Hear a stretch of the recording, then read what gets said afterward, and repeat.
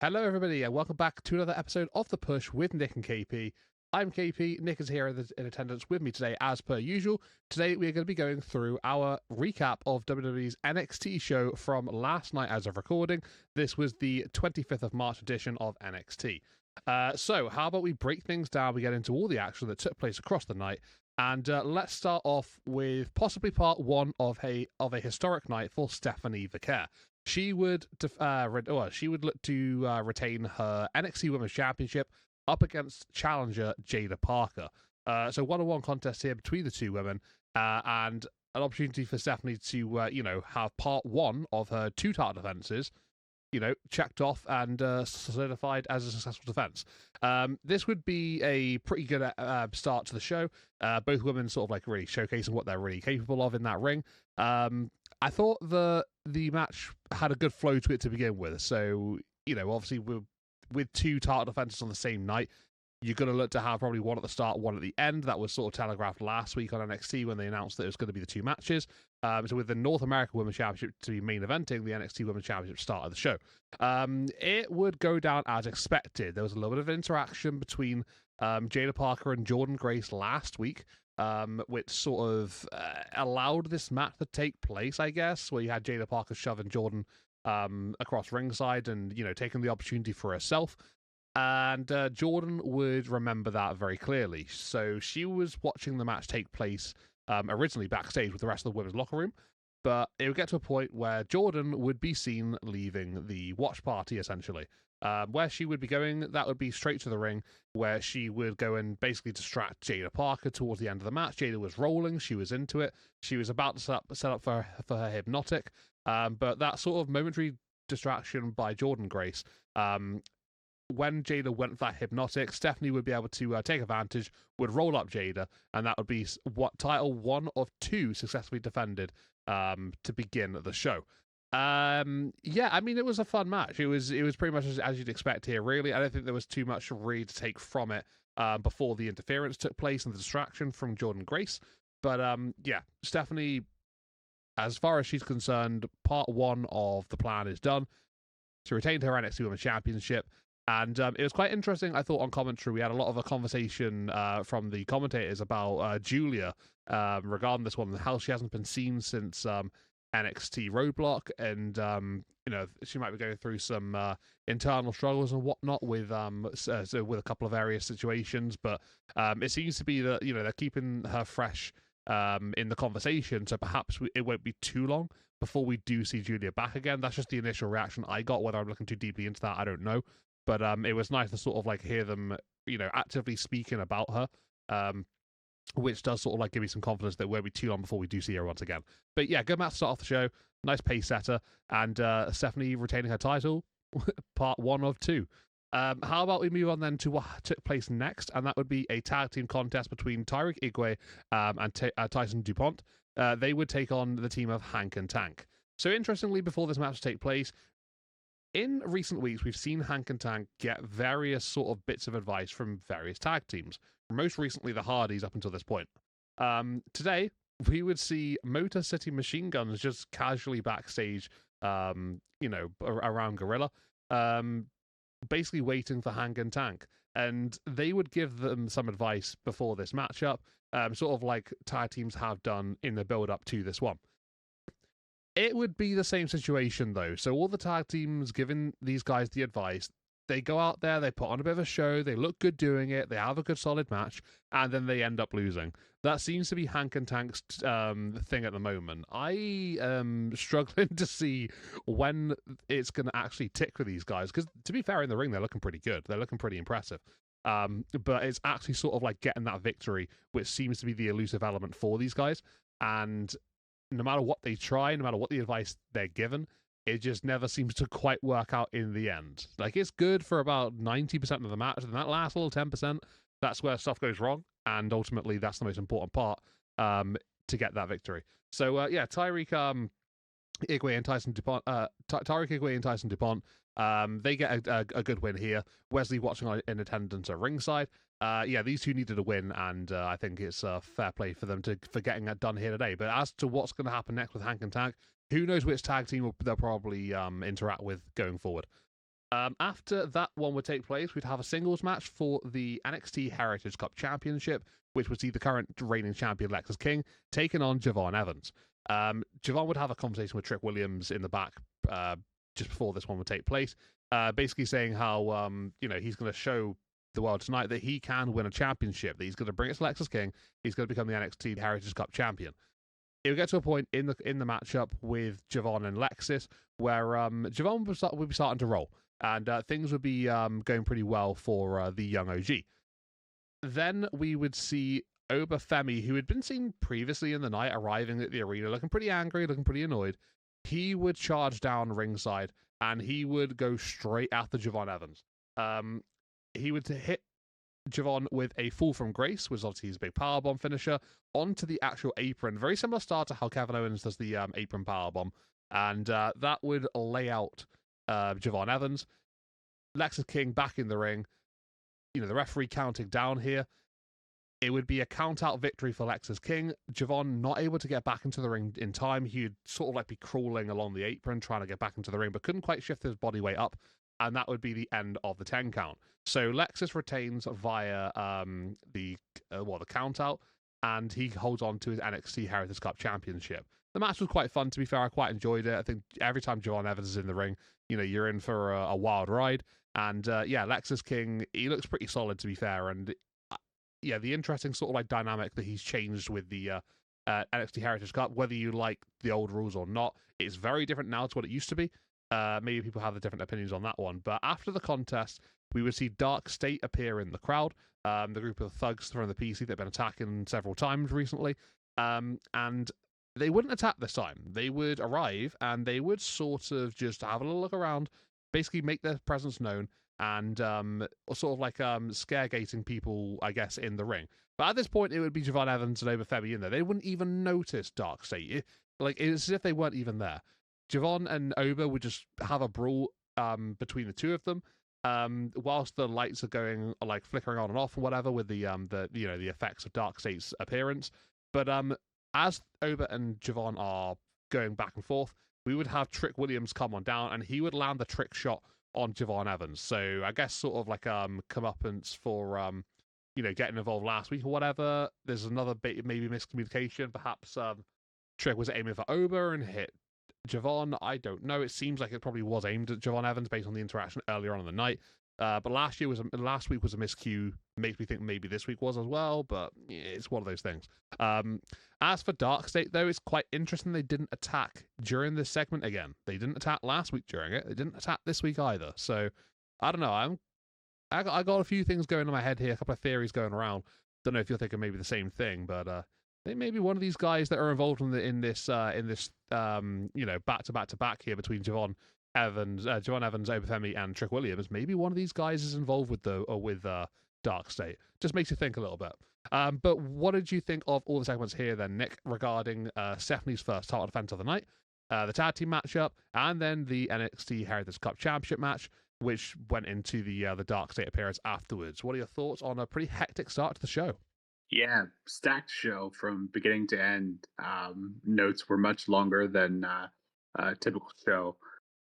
But it was interesting to me that they kicked off the show with the Women's NXT Championship as opposed to the North American Championship. All those things kind of seemed to play out in a certain way, and felt like the writing was on the wall. But more on that, I guess, in a little bit. But as for this match, I felt like it was a pretty evenly matched. If anything, I felt like Jada maybe got a little more offense in than Vaquer. And she looked good.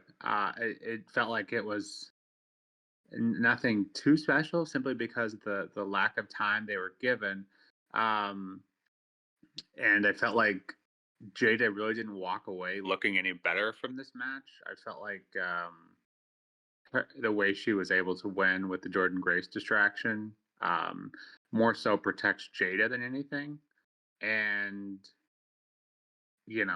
if it weren't for the after the match fatal influence attack, it felt like Vaquer escaped this one pretty much unscathed. But that being said, I feel like the whole point of the evening was to showcase the women's division, and specifically Vaquer being the one on top of it.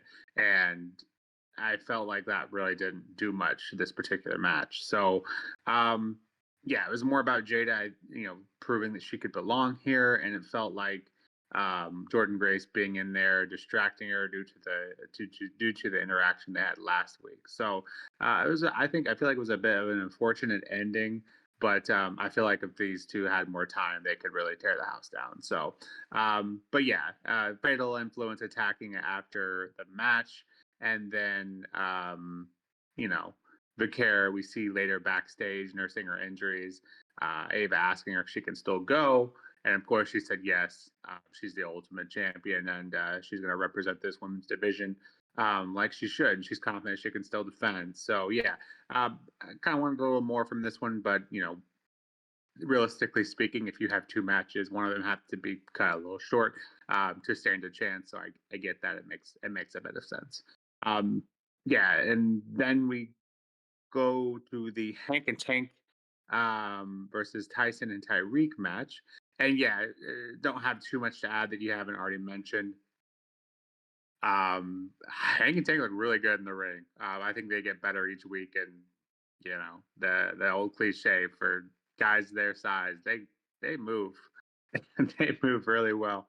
So I think eventually they're going to get that win, and then they're just going to pile them on and probably go after some gold. I think they deserve it. Their comedic timing is pretty good. I think I mentioned this before. I didn't care for them at the beginning, but they are growing on me, and I do think they have what it takes to hold gold. So I think it's just a matter of time. Trick Williams, they have the backstage segment before this next match with Javon Evans. It's essentially more of the same what we've seen in prior weeks. Trick tells Javon he just doesn't have what it takes to be to take to the next level and hold the title. And Javon says, after tonight, you'll see you're wrong. But for this match, Javon against Lexus. Yeah, at first I liked the change in the Heritage Cup because I didn't care for the way it was before.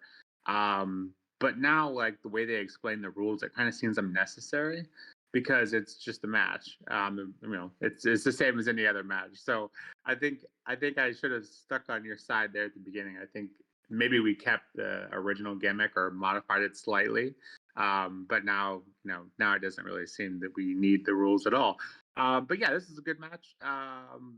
Javon, like you said, anytime he's here, he makes it an entertaining watch.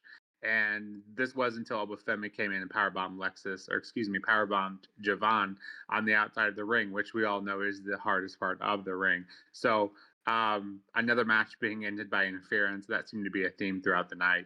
And but yeah, the Dark State, they kind of sneakily, unless I missed it in prior weeks, I feel like we've been talking about that for a while, naming that faction the Dark State. Felt like I kind of snuck that one in there. I feel like I've heard him say that before, but it wasn't like consistent.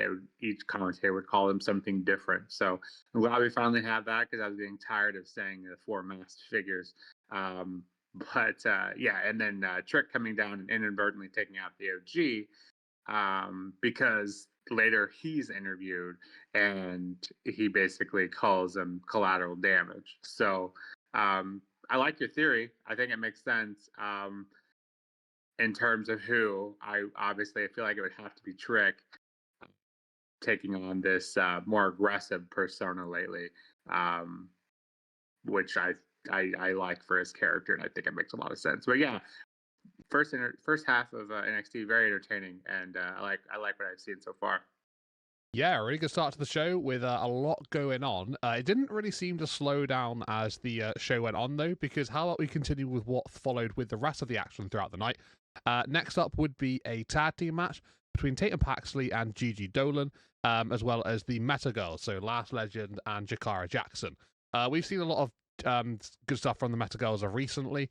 They've been up and down with them in the main roster, for the last probably 7 or 8 months or so. I want to say maybe even a little longer than that, with the various appearances here and there, challenging for the Women's Tag Team Championships. And now we've got Tatum and Gigi, who earlier in the night would be told they would be challenging for the TNA tag team championships. So interesting to see that we've got like a new tag team trying to be built up here. And they're going to go over to TNA and probably have a solid match over there. The dynamic between Tatum and Gigi is quite interesting because although they've come from different backgrounds completely, they are actually kind of similar in the ring. Like, I kind of feel like they really match each other very, very well. The chemistry is like absolutely solid there. But in the match against the Meta Girls, they look tremendous as I guess it's a credit to what they're really doing right now. The Meta Girls are absolutely no slouch. They've been killing it recently, but I guess now we're maybe looking to try and build up some other tag teams in the women's division, which is nice to see. It's not just focusing on the same team constantly throughout. And it would be the team of Tatum and Gigi getting the victory here. I thought that their finishing move to get the job done, the Cemetery Drive, the Cemetery Drive, I thought that was a really cool looking move. Obviously, it takes Tatum Paxley's finisher and sort of like modifies it with Gigi getting involved in on the action as well. But yeah, I just thought it looked like a great move, like a top tier tag team finishing maneuver. And I thought these two looked the real deal. So as to what will happen in their TNA tag team championship match, that begs the question. But in this match, they look pretty solid against a team as good as the Meta Girls really are. We would go on then to a 1-on-1 match between Ethan Page and Andre Chase. A little bit of a backstage segment just before this in the locker room with Andre and Ethan. Basically, Ethan just saying how there's no university anymore, and he's washed up. Basically, look at the state of him, and that was sort of like reference on commentary as well. Booker T really highlighting how how sort of like different Andre Chase is looking these days compared to what he was when he was in Chase U. The match would go pretty well actually for both men. It'd be quite back and forth for the majority of the time. Andre Chase, we've seen him in action since Chase U disbanded. Every time he goes for these like Chase U maneuvers, the stomps and whatnot, especially, he was sort of like not sure whether he wants to sort of like go through it or not. Like if he looks to the crowd and the Chase U section isn't there, and then he just loses all sort of like motivation to do it. That sort of happened again in this one. The guys at ringside would hype him up and convince him to get it started. He would start the move, and again, it's sort of the mindset playing through to him there. He wouldn't really be able to sort of like follow it through to the whole thing, and in quite the same deliverance as he would usually do with a full Chase U there. Ethan Page, moments later, would take advantage though, would hit a big top rope move, followed by his finishing maneuver, and taking out Andre Chase. So Ethan, you would expect him to have won this match. Not a real shock here, getting a victory over Andre Chase. He's still trying to find himself after the Chase U situation's been and done. And as to what's as to what the goal is for Andre Chase now, absolutely no idea, but it doesn't look clear, that's for sure. We then went into our main event of the night. This would be a 1-on-1 matchup between Stephanie Vaquer and Fallon Henley for the NXT Women's North American Championship. So this is part 2 of Stephanie's double title defense in the same night. On commentary and in like vignettes or whatever, they mentioned throughout various points of the night that nobody has ever retained 2 championships on the same night in WWE history. It has happened in wrestling before, but in the WWE banner, that is something that's not taken place yet. Most recently, Seth Rollins and John Cena were the last 2 to attempt that, and they would lose. Seth Rollins and Becky Lynch would be the most recent 2 to attempt that, and they would fail on those occasions as well, only retaining 1 of their titles throughout that night. But Stephanie Vaquer, she would go into this one with Fallon Henley. Fallon looking to get back the title that she'd lost to Stephanie, after having basically just, slammed Ava for a long time, basically demanding this rematch. And eventually it would actually be Steph that would grant it, and then Ava would have to just basically agree to it from there on. But after the attack earlier on in the night, Stephanie wasn't looking too good. She wasn't, she wasn't looking quite as top tier and 100% as she could have been going into this one. She wasn't fresh and ready to go. But she was honoring what she said. She's a woman of her word. She mentioned that earlier on the night when Ava checked on her, and she would compete here against Fallon Henley. And Fallon started off strongly. The heel playing, the dominant fashion in the early stages. Stephanie would rally midway through. Fallon would overcome her again. And then ultimately, towards the end, Stephanie would take advantage properly. She would cancel out the numbers game of Fatal Influence, taking out JC Jane and Jasmine Nix, and then would follow suit by taking out Fallon Henley to retain her NXT North American Women's Championship. So 2 successful title defenses on the same night for Stephanie Vaquer. First to do it under the WWE banner, which is quite the impressive feat. Once the match had finished, we'd have Fatal Influence attack like wolves right at the very end. Literally right after the bell, and they would basically swarm Stephanie Vaquer. We'd see Jordynne Grace come out pretty much straight away, I suppose. It wasn't very long before she arrived, to the shock of Fallon Henley and the rest of Fatal Influence. Then she would actually take out all 3 Fatal Influence members with ease, to be fair, before then having a bit of a stare down with Stephanie Vaquer. As the stare down would take place, Jaidaparker would be right on scene to attack Jordynne Grace, but didn't quite work out for Jada. After a little bit of back and forth, she got taken out of the ring, sent to ringside, and she would have to watch on as Jordynne Grace would then continue her stare down with Stephanie Vaquer to close the show. But what a night for Stephanie Vaquer. She is the absolute real deal, as we all know. But she just proved, in this night that she can go, from bell to bell, match to match, title defenses at the start and the end of the show. Taken out, after the first one, attacked by Fatal Influence. That didn't matter, and she could still get in and retain her title. It's just she's been booked extremely, extremely strong here tonight, and it's quite clear that the women's division now basically just revolves around her. As to how she's going to lose these titles, well, I mean, who even knows at this point? Maybe she's going to pull double duty at Stand and Deliver. Maybe that's just me looking forward a little bit too much there. But that seems like the logical choice probably going forward now. Nick, what did you think of these few segments? I mean, the Women's Championship match at the end there, quite the impressive feat from Stephanie Vaquer retaining 2 titles on the same night. And then, obviously, the 2 aforementioned matches with Andre Chase, Ethan Page, and the Meta Girls with Tatum Paxley and Gigi Dolan. Yeah, it was nice to see second half of NXT really stacked in terms of wrestling. Coming off of Raw last night, I just felt like I wanted to watch some wrestling. Tatum Paxley and Gigi winning. I don't know. I agree with you that I like their style. I think their styles go well together. Very similar in that sense. But the whole point, of their backstage kind of argument earlier with Chikara and Lash, saying that they didn't think they deserved it, and I kind of agree. I don't, I don't feel like they do deserve it, and that unfortunately, I think that's why they got the win, to prove that they do deserve it. But I feel like Chikara and Lash probably shouldn't have taken the pin here. I get they're trying to build up that women's tag division and all that, but I feel like it's a little too soon for Tatum and Gigi. We saw something similar, and they were at the ring with Zarya and Soul. Have to go through some hard times, and Hank and Tank have to go through some hard times, and help merge your styles together before you can get a win. Especially when they weren't always tag partners. So I felt like maybe that was the wrong winner here, and but regardless, Metaphor is established enough, so I don't think it'll hurt them anyways. But yeah, I think they're just trying to make sure this division, being the women's tag division, has plenty of contenders, and I think obviously that both of these will eventually be just that. Issue being, and perhaps they're going to resolve this if they get those TNA titles. Then maybe we have something a little bigger for these women's tag teams that they've been building up to fight for it and deliver. Possibly, we shall see.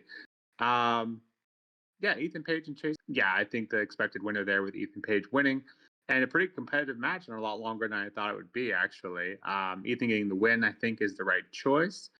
And then Ricky Saints being at the sideline, after the match, being in an altercation with Page. I think Ricky and Ethan Page is the ultimate. I think them two going together, I think, would be great. I think their story they would tell would be great, and they're similar path to NXT, I think would make for a great story, and their in-ring abilities obviously would go a long way.